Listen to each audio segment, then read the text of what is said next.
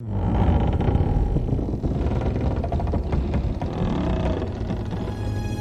1420 AD, the Forbidden City, the predecessor of the Imperial Palace, was built in Beijing. As the largest cluster of wooden palaces in the world, it needed protection from fire. How to protect the palace from flames was a challenge faced by the emperors of Ming and Qing dynasties. Ancient Chinese buildings have high cornices and high roofs.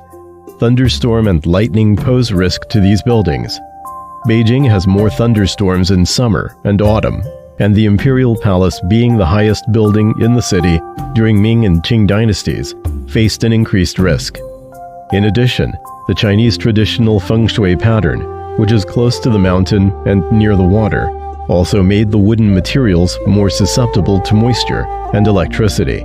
So craftsmen cleverly set a lightning device at both ends of the roof ridge of the palace named Chirwen, also called Chirwei, which looked like ornamental animals on roof ridge. Chirwei was connected by a thin iron wire and went directly underground. Not only did it display the mighty force of the kingdom, it also kept the royal family safe. In traditional Chinese culture, Chir is also associated with eliminating fire.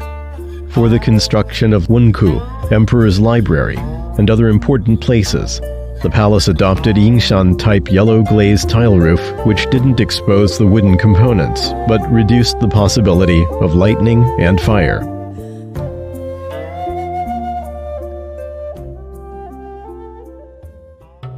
On the other hand, the Forbidden City had two water systems, the inner Jinshui River and the outer Jinshui River, which helped in internal drainage and fire protection. There were 308 large iron, copper, and gilded copper tanks in the palace. These water tanks were set up for fire protection in Ming and Qing dynasties. There were specially assigned personnel in charge of water storage throughout the year. They are also called auspicious tanks. Some auspicious tanks are used for water storage even now. During the Ming and Qing dynasties, a group of full-time firefighters had been put up in the palace. During the reign of Emperor Kangxi of the Qing dynasty, there was a fire brigade.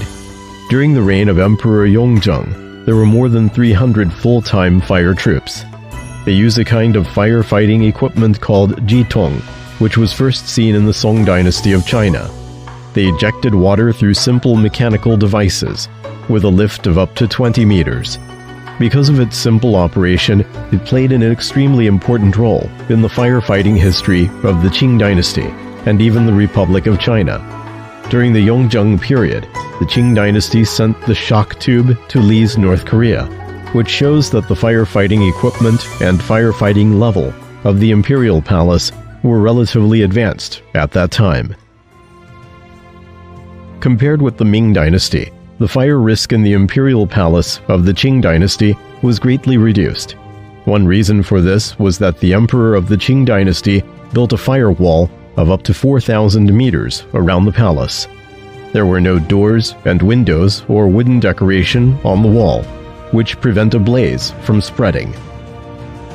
Since the founding of the People's Republic of China, the fire protection setting of the Imperial Palace has become more rigorous, and the former fire protection measures have gradually been withdrawn. But their contribution in the history of fire protection of the Imperial Palace is etched in the memory of people. It is because of this awareness that we can appreciate the beauty of the Forbidden City today.